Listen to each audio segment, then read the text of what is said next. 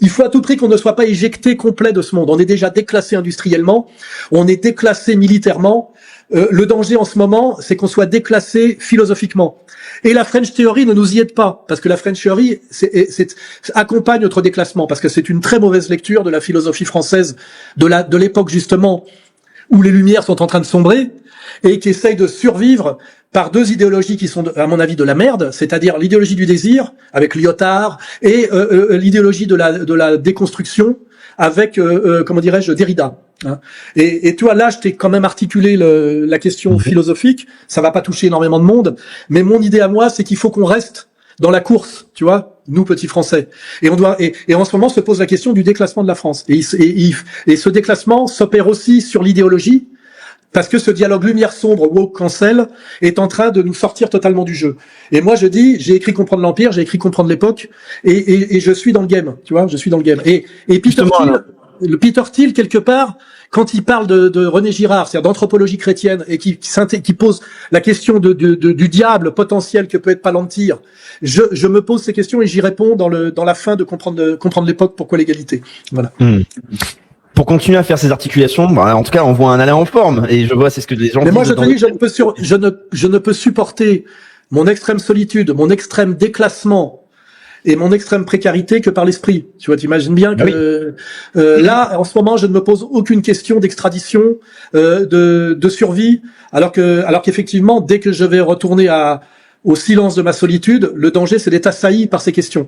Et pour y échapper, ça a toujours été comme ça. Il y a l'écriture, il y a l'esprit. Bon, ça peut être sous une forme religieuse et mystique profonde. Et d'ailleurs, est-ce que ces secteurs sont complètement discontinus? Je ne suis pas sûr. Tu vois, entre l'esprit, la prière, tu vois, c'est très proche. C'est très proche. Tu vois, voilà, il faut on ne peut s'en sortir à un certain moment que par l'esprit, parce que sinon, si tu essaies de t'en sortir par la matière, ma défaite est déjà certaine, tu vois. En tout cas, on va continuer ce travail intellectuel, on va continuer à connecter des points. Donc, il y avait une question que je devais poser, parce qu'on a eu des dons, donc dons de Mermet qu'on a déjà salué, et on va pouvoir faire un lien, parce que là, on vient de parler finalement d'une partie de la transformation aux États-Unis, là, sous un angle à la fois technologique et philosophique, et là, tu viens de parler de la place de la France et du déclassement de la France.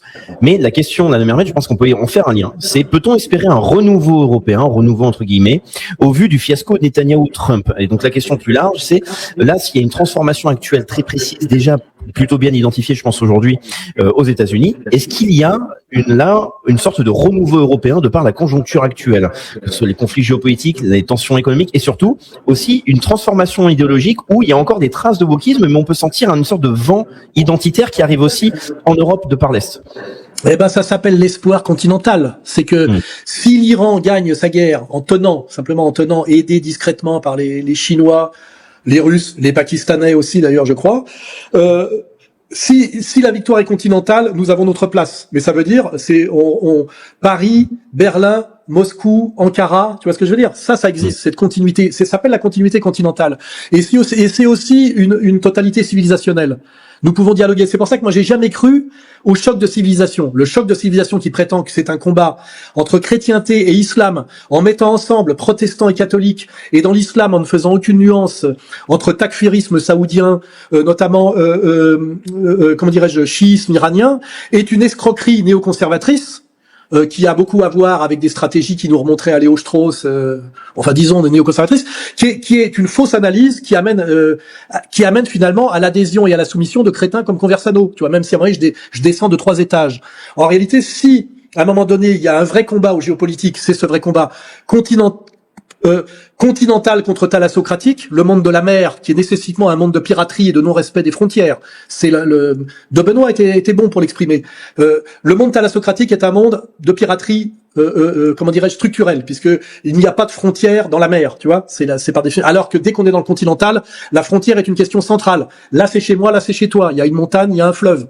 La frontière dans la mer, dans l'océan, c'est tout à fait autre chose. C'est pas un concept central. Si jamais l'Iran, on va dire les américano-sionistes, si tant est que Trump joue réellement la carte la carte d'Israël, ce qui n'est même pas certain. Il y a des analyses où on peut se demander si il fait pas tout pour les foutre dans la merde.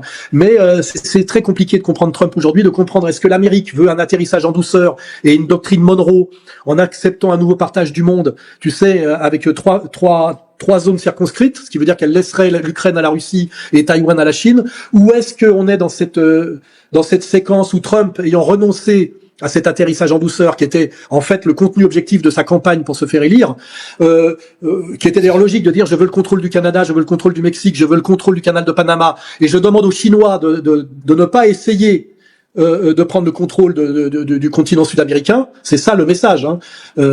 Est-ce qu'il est encore dans cette séquence? Et est-ce qu'il fait semblant, ou est-ce qu'il est passé effectivement sous la domination Netanyahou, où là, effectivement, c'est tout à fait autre chose, c'est sauver l'empire pirate judéo-thalassocratique, et là, c'est forcément quelque chose qui nous mène à la guerre mondiale, hein, qui n'était pas sa proposition de départ, parce qu'il c'était l'homme de la paix, je rappelle. Et là, effectivement, la question, c'est de savoir si l'Iran gagne en tenant, parce que c'est ça, c'est un peu la même logique d'ailleurs que l'Ukraine.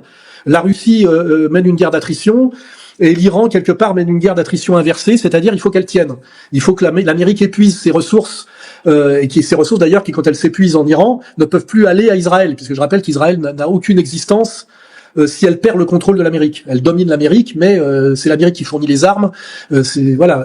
Et donc, si jamais cette guerre est gagnée par on va dire la puissance continentale, nous faisons partie des vainqueurs. Et d'un seul coup, la France bouge, l'Allemagne bouge, elle se reconnecte avec la Russie a son partenariat avec la Chine. On voit se déplacer financièrement la place financière qui était la place qu'on appelait le monde arabe, c'est cette espèce d'artifice très répugnant qui s'appelait le Qatar, l'Arabie saoudite, etc., s'effondre et cette finance se déplace vers l'Asie centrale. On verra émerger des villes comme Astana, auxquelles on ne pense pas aujourd'hui. C'est tout ça qui est en jeu aujourd'hui. C'est le grand jeu géopolitique mondial. Et cette guerre n'est pas perdue. C'est pour ça que moi, quand je critique la Russie, je critique la Russie par rapport à un petit problème qui est le visa idéologique.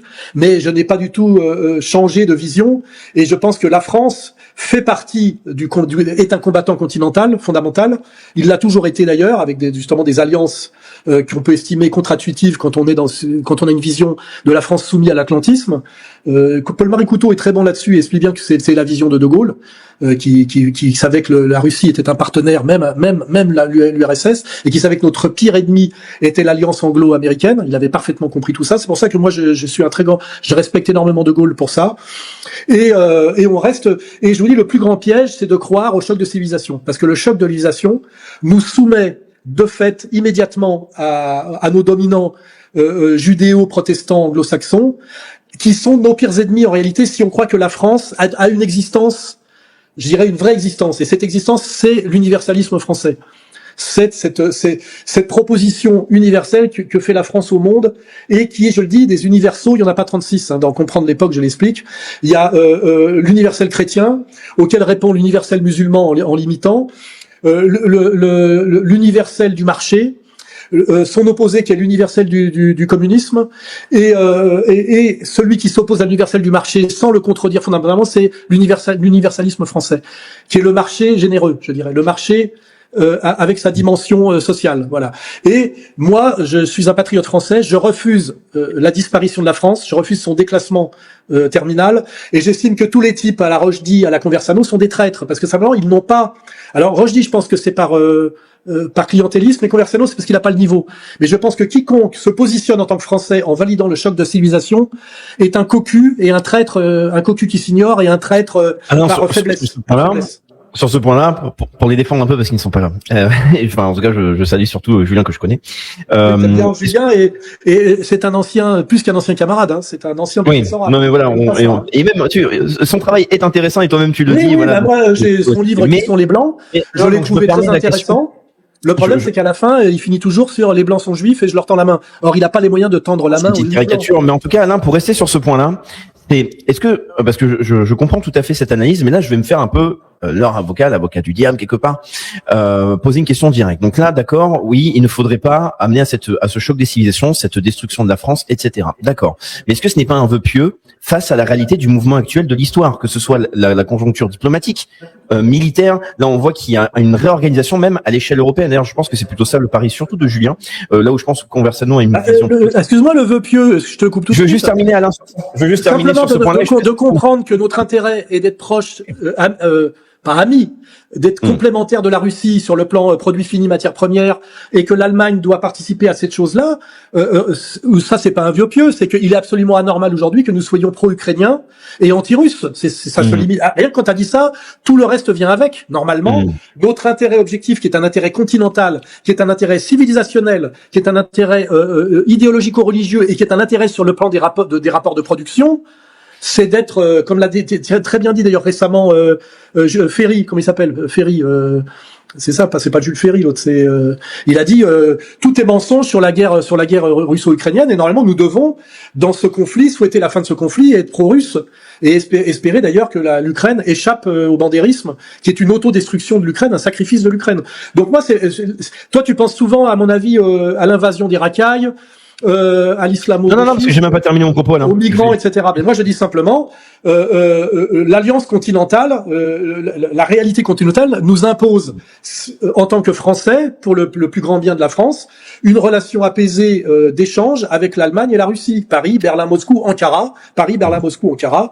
Et ça, en ce moment, on nous oblige à faire Paris, Londres, Tel Aviv, New York, hein. Alors qu'en plus il aurait pu être au deuxième tour en 2017 si Hamon s'était retiré. Il le sait et il aurait pu battre.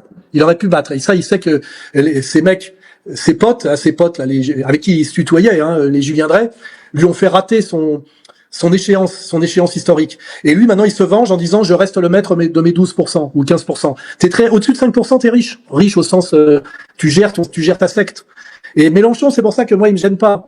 Il est absolument pas la solution, de même que Marine n'est pas la solution, mais il est l'incarnation d'une trahison et d'une saloperie juive qui est allée jusqu'au bout, tu vois, c'est la trahison totale de la gauche mitterrandienne par ceux qui l'ont créé, tu vois. Et c'est bien fait pour eux, c'est le golem, tu vois, ils se le prennent dans la gueule, tu vois. C'est leur Frankenstein, tu vois. Et tant mieux parce que c'est un vecteur de conscience. C'est pour ça que les gens les cons comprennent rien à ce que je fais. LFI, c'est un vecteur de conscience. Ça te permet de comprendre pourquoi comment dire, Julien Drey insulte aujourd'hui, tu vois, Mélenchon. Pourquoi?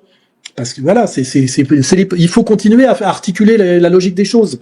Et comme ça, on a une vision cohérente de tout. Alors après, quand on a une vision cohérente, on peut choisir le sacrifice, pas le sacrifice, la collaboration, pas comme pendant la guerre. Tu peux aller avec les Allemands, tu peux aller sur le front russe, etc. Mais moi, ce que je reproche, c'est le manque d'ambition. C'est qu'aujourd'hui, un type, par exemple, comme Julien Rochdy, qui est tout sauf un imbécile et qui a écrit des livres qui m'ont même étonné, je pensais pas il a vraiment travaillé. Et il s'est découvert de moins en moins mauvais. Tu vois ce que on le salue, il est très bon, oui. Voilà. Il est de moins en moins mauvais. Et je suis étonné parce que au départ, je le trouvais pas très bon. Mais lui, il a admis qu'on ne peut pas faire sans l'allégeance aux Juifs. Or, ces Juifs ne veulent pas que la France renaisse. Ils ne veulent pas. Ils veulent nous terminer. Tu vois, ils veulent nous terminer. Ils nous en veulent pour Pétain. Faut pas oublier. Ils nous en veulent ils nous en veulent même pour la France fille aînée de l'Église. Ils nous en veulent pour Saint-Louis. N'oublie pas ça. N'oublie pas l'incendie de Notre-Dame. Et ça, il le sait. Et le problème, donc, c'est à un moment donné, alors il va me dire oui mais je mets un pied dans la porte, j'intègre et puis après je vais faire la révolution de l'intérieur. Ça ne s'est jamais passé comme ça. Ça ne s'est jamais passé comme ça. Je veux dire tous les gens qui sont rentrés, tu vois, qui sont passés de l'extrême droite à la droite bourgeoise ou de l'extrême gauche à la gauche bourgeoise, c'est-à-dire d'un côté ce qui était le RPR ou l'UDR et puis l'autre le PS, ils ne sont jamais ressortis. Tu vois ce que je veux dire, ils ont tous trahi, tu vois. Et quand je disais à Madelin, quand je disais à Madelin, quand je lui parlais à Madelin dans ce bar sur les quais qui s'appelait la Marine, je lui disais mais comment avez-vous pu trahir à ce point-là? Et il m'a dit Alain, ils ont gagné. Donc les mecs ils rejoignent ceux qui ont gagné, quoi. Voilà, c'est tout. Alors, face à ces propos, Alain, je réagis à un commentaire parce que voilà, il y a plein de réponses évidemment de soutien. D'ailleurs, continuez à envoyer vos messages, surtout vous voyez. J'ai pas mis le chat, tiens, j'ai pas mis. C'est le moyen de le soutenir. Vous avez donc c'est marqué derrière alainsoral.com. Vous l'avez entendu en début d'émission. Vous connaissez la situation, c'est bien de pouvoir le soutenir aussi directement. Mais là, vous êtes très nombreux sur cette émission. Merci pour les pouces. Et je vois aussi des réactions. Alors pour me soutenir moi, c'est simple. Soit vous adhérez à alain-soral.com puisqu'on le fisc français m'a flingué tout le reste pour des raisons abusives, mais ils m'ont tout flingué. Et sinon, il y a sur le truc américain, le paradoxe, il s'appelle Give Send Go là, qui est un truc chrétien américain qui est protégé par le premier amendement. C'est d'ailleurs Xavier Moreau qui me l'avait indiqué. Et ça, c'est comment aider Soral en Russie là. Vous avez ces deux trucs. alain-soral.com qui est derrière ma tête là. Voilà, et ma cagnotte Give Send Go. Voilà. Donc voilà, vous avez parce qu'effectivement, je vis effectivement de la charité publique, je le dis. Bon, après, vous savez qu'il y a Contre-Culture, la maison d'édition, il y a Fait et Documents, la lettre confidentielle mensuelle. Il y a la librairie où vous pouvez aller vous fournir si vous êtes à Paris, la librairie Logos. Il y a Au Bon Sens si vous voulez acheter des vitamines. Il y a tous ces petits machins. Mais moi personnellement, puisque on parle de moi personnellement, voilà, il y a deux façons de m'aider, alain-soral.com et ma cagnotte. Parce que c'est ce qui me permet effectivement de continuer à tenir, notamment dans mon exil, car mon exil qui est un peu une cavale, ça coûte cher. Vous pouvez demander aux grands voyous, ça coûte cher les cavales. Et Alain, c'est important de le dire aussi parce que on te remercie pour ta présence. C'est ta présence qui sera réitérée le 28 parce que j'ai vu dans les commentaires, mais cette personne est antisémite, et négationniste en plus, à vomir. Eh bien, vous aurez la possibilité d'observer un débat sur ce sujet entre Alain Soral et Thomas. Sur ce sujet interdit. Sur ce sujet interdit, c'est-à-dire que moi j'ai critiqué Guénolé sur son sartrisme. J'ai dit il faut être un peu inculte en philosophie et donc en philosophie politique pour vouloir être le Sartre aujourd'hui des années 60-70. C'est la preuve, à mon avis, que ce garçon n'a pas de formation profonde, c'est-à-dire de philosophie politique. Mais ça c'est un autre sujet. Mais lui m'a dit je vais attaquer Soral sur son antisémitisme. J'ai dit c'est un combat que je vais mener les mains attachées dans le dos, puisque c'est déjà poser la question de l'antisémitisme, c'est déjà de l'antisémitisme selon la loi. Tu ne dois te poser strictement aucune question. Shoah, ça veut dire catastrophe, c'est-à-dire les Juifs ont été victimes d'une catastrophe qui est presque d'ordre météorologique, tu sais. Ça leur est tombé sur la tête. Il n'y a pas de causalité. Ils ne veulent surtout pas qu'on crée de la causalité, parce que la causalité, c'est voilà pourquoi ça vous est arrivé, tac tac tac tac tac tac. Et moi je suis le roi de la causalité, comprendre, voilà. Et toute la question aujourd'hui, c'est d'oser produire de la causalité. J'ai dit, je m'appuierai sur l'histoire, la morale et la logique, rien d'autre. Mais c'est interdit. Je rappelle que faire de la causalité aujourd'hui sur ce sujet, c'est interdit par la loi. Voilà où en sont arrivées les démocraties occidentales, à nous interdire de penser. Tout ça pour préserver le pouvoir d'une caste qui fonctionne sur les valeurs inverses de celles qui leur a permis de monter, c'est-à-dire l'antiracisme et l'égalité radicale, tu vois, et pour se maintenir au sommet de ce monde dont ils ont atteint le sommet par usurpation. Pour vous dire les dégâts que ça produit. Et tant qu'on n'aura pas réglé ce problème, aucun autre problème ne sera réglé parce qu'on nous interdit de penser. Nous sommes interdits de penser. Et moi, ma vraie souffrance, c'est que je suis quelqu'un qui pense naturellement, et j'ai découvert que j'étais doué pour ça, comme d'autres sont doués pour les échecs ou la leçon en hauteur, et que je suis tombé dans une séquence historique où ces gens qui sont des menteurs et des voleurs pathologiques nous interdisent de penser. Et c'était pas comme ça même de 46 à 80. Il a fallu qu'on arrive à Claude Lanzmann, à Elie Wiesel, comment il s'appelait la triplette là j'ai oublié le fils dingue, la mère hystérique et le père vicieux là, les Klarsfeld, voilà. J'ai subi cette séquence historique dans la gueule et chaque année il a été interdit un peu plus de penser. Ce qui veut dire que nous avons à la tête du pays que des gens qui ont été autorisés pour s'exprimer à condition qu'ils renoncent à penser. Comment voulez-vous que le pays n'aille pas à l'abîme avec ce qu'on appelle objectivement des anti-élites, voilà. Et ce qu'il faut, c'est rétablir toute la mécanique. Comment on a pu arriver avec ça au pouvoir à la fin, Macron et Brigitte. Comment on a pu arriver à la fin à Macron et Brigitte. Voilà. Il faut rétablir toutes ces médiations, toutes ces causalités. Et je le ferai jusqu'au sacrifice ultime. Voilà. Et ça commence le 28. Le 28. Le 28 août, 19h, en direct. Le grand débat. Thomas il débite l'ancien, et il t'emmerde, connard, tu vois. Il débite l'ancien. Quand t'as rien à dire, tu fermes ta gueule, tu vas regarder le foot. Et fais un commentaire. Il ne faut pas se faire avoir, c'est la notion des trolls. Je suis là je suis pas là pour penser. Tu veux que je fasse un numéro de claquette? Un striptease? Je suis là pour parler, connard. Il faut pas se faire avoir, là. On va pas me reprocher de parler à une émission de radio, parce qu'en fait, c'est une émission de radio. Oui, mais c'est la notion du troll, Alain. Il faut pas se faire avoir. Ce sont des personnes qui font ces commentaires pour... Non, mais j'aime bien, moi, ça me fait du bien. Souvent, par exemple, les mecs m'envoient, je dis, je t'encule, tu vois. Je vais pas non plus jouer l'intellectuel à lunettes, tu sais, circonstancié. À Célineau, il lui manque la dimension sorale, tu vois. À un moment donné, c'est je t'encule, tu vois.